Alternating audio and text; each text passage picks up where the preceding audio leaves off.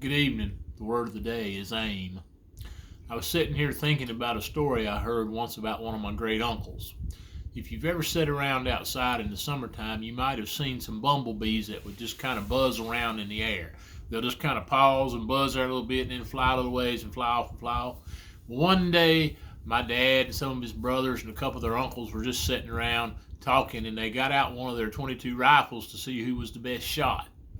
One of my great uncles shot 3 bumblebees out of the air in a row and looked at them and said, "Boys, I'm going to stop right there before it ruins my record."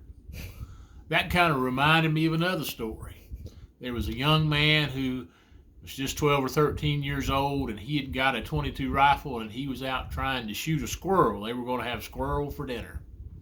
He would aim at the squirrel and miss. Well, this older fellow walked up and he said, "Son, let me have a shot at that squirrel." He held the gun up and he was shaking because he was so old, and he shook and shook and shook and aimed and aimed and aimed, and finally, pow, and the squirrel fell out of the tree. And the old fellow looked at the young boy and said, "That's how you aim. That's the way you do it." The young man looked at him and said, "Well, you ought to hit him. You aimed at everything in the tree."